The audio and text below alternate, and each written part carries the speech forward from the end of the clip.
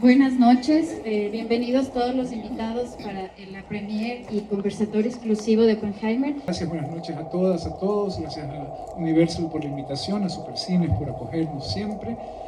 Yo no les voy a hablar mucho de la película porque, bueno, la van a ver en breve, así que más bien quiero hablarles de Christopher Nolan, un cineasta contemporáneo, trabajando en Hollywood, trabajando en el medio lo más industrial posible, con una visión muy personal desde su primera película, básicamente.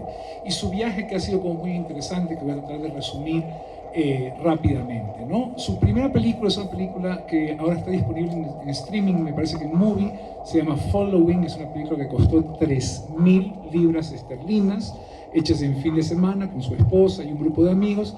Muy interesante, como un tipo de cine negro que muestra muchísimas de las cosas en estilo y forma que están exploradas a lo largo de su carrera e incluso acá.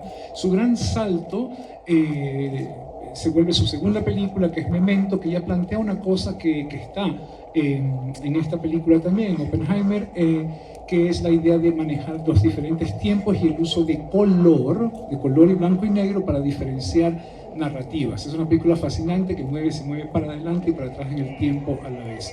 Sí, asumo que la han visto, si no la han visto se las recomiendo mucho. Memento lo catapulta a una oportunidad interesante gracias a Steven Soderbergh, otro gran cineasta norteamericano. Si no han visto su trabajo se los recomiendo mucho, que le sopla como a Warner. Hay un pelado pilas que hace cosas muy interesantes.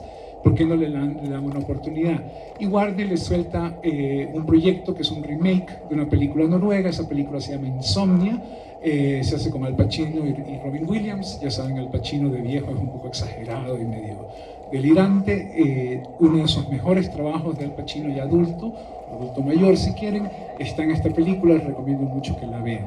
Le va bien con eso y lo lleva pues a que le ofrezcan un trabajito interesante que seguro conocerán, que es la trilogía de Batman, ¿no?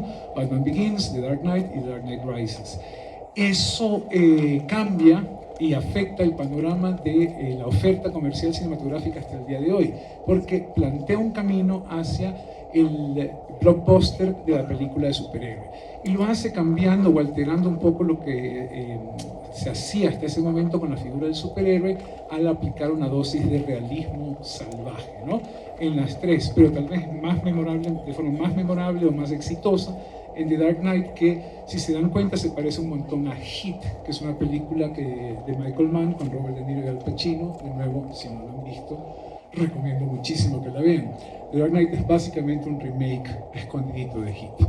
Podría hablar de esto horas, como se dan cuenta, pero quiero que pasen a la película pensando un poquito en los temas que le interesan a Christopher Nolan, en aplicar el realismo a la historia, en utilizar cronología, jugar con la cronología, jugar con los formatos, jugar con el color, y sobre todo hacer lo que yo siento es el trabajo de toda directora y director de cine, que es enganchar a un público, contarle una historia, plantear un diálogo, hacer preguntas. Esta película que van a ver hace muchísimas preguntas, y sobre todo generar imágenes que se queden en la cabeza del público para siempre.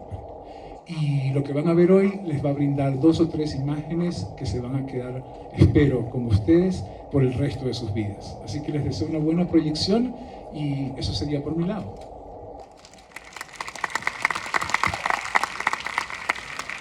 Buenas noches, gracias por la invitación. Soy Miguel Romero de la Universidad Andina, miembro de cuna de la Comunidad de Ecuadores de la Ciencia del Ecuador. Bueno, yo tengo una gran expectativa, la verdad que estoy tan feliz porque cuando la ciencia, la innovación son protagonistas de una película, esto hay que prestarle toda la atención. Es como un acontecimiento, no sucede todo el tiempo, pero cuando sucede hay que ver qué tratamiento desde el lenguaje cinematográfico dan a un hecho histórico. Imagínense, estamos situándonos, por ejemplo, pensemos en el año 1945, prácticamente ya los nazis ya estaban rendidos, la Segunda Guerra Mundial ya llegaba a su fin, pero ese propósito desde hace años atrás de tener un arma de destrucción masiva que jamás en la historia se haya visto, todavía no llegaba a concretarse.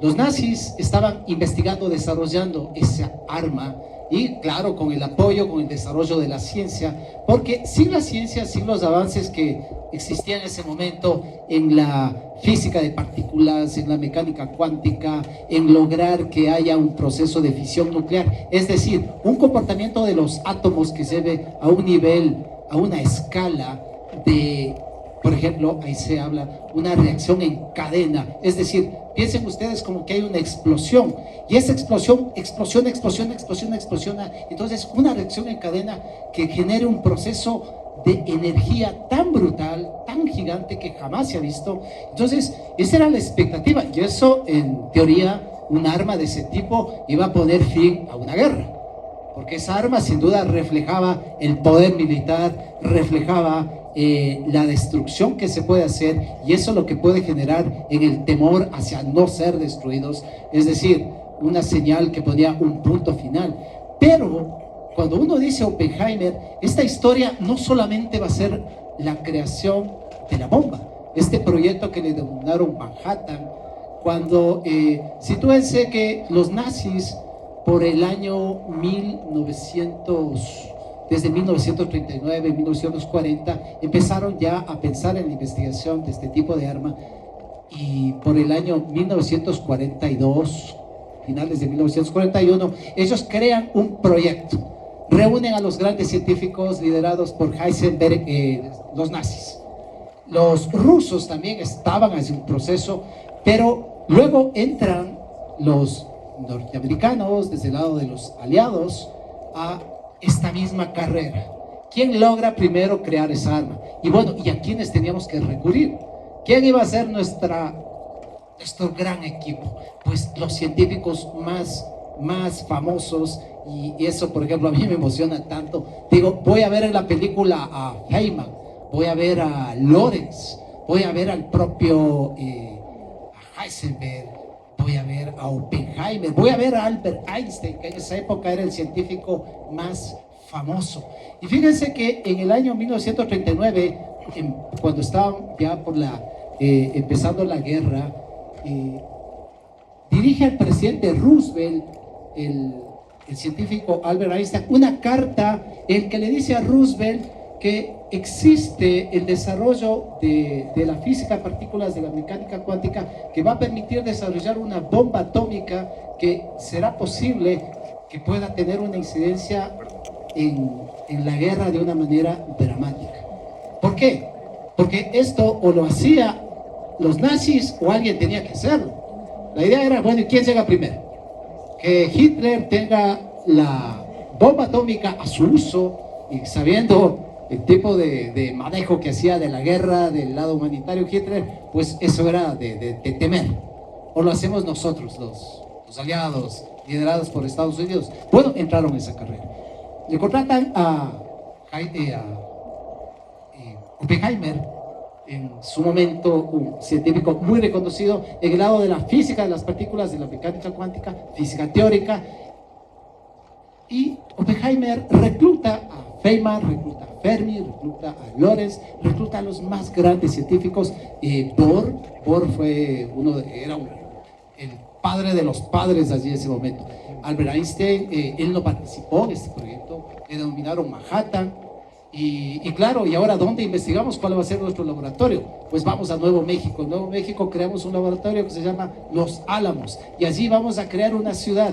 Construyen esa ciudad, llevan a miles de personas trabajadoras, las familias de esos trabajadores, porque en teoría decían, aquí vamos a estar 2, 3 años por lo mínimo. Entonces, y se lleva adelante esto. Pero en cuando uno dice la ciencia, pero la ciencia no está sola. La ciencia está junto a ¿qué? Está junto al poder político. La ciencia está junto al lado de los dilemas éticos.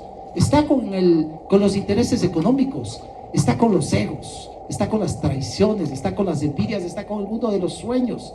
Entonces, uno dice Oppenheimer, y les invito a que ustedes piensen que la explosión de la bomba atómica quizás sea lo menos relevante, porque el proceso que está detrás para haber llegado a construir y a hacer explotar esa bomba, eso realmente es apasionante.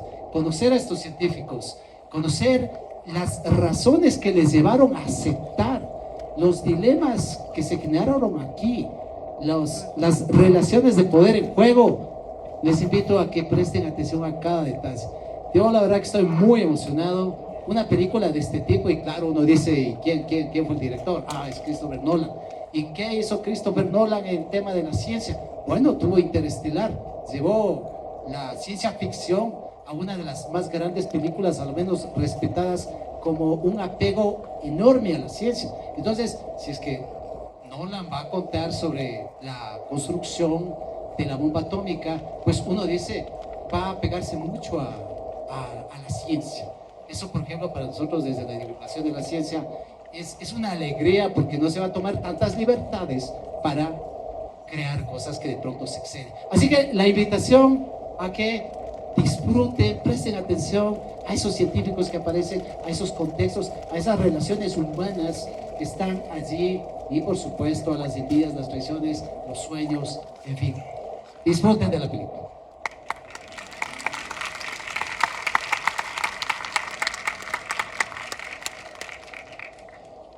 Buenas noches, yo realmente quiero reiterar la bienvenida aquí a Río Centro, Quito y a Supercines. Uno de los grandes placeres que voy a tener esta noche es que las palabras que voy a decir van a quedar cortas después de que ustedes puedan vivir la experiencia IMAX. Y la pantalla que ustedes están viendo es una de las pantallas más grandes del país, con 24 metros de techo a piso, como verán, de lado a lado, para que ustedes puedan apreciar hasta el último de los detalles.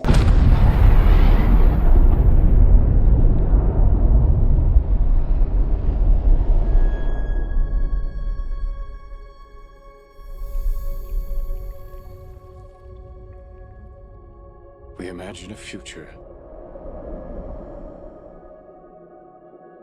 and our imaginings horrify us.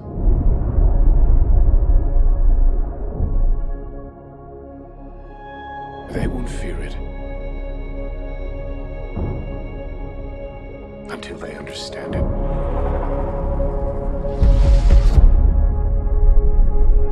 And they won't understand it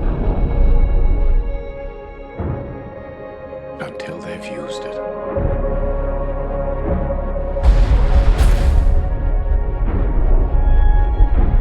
Theory will take you only so far.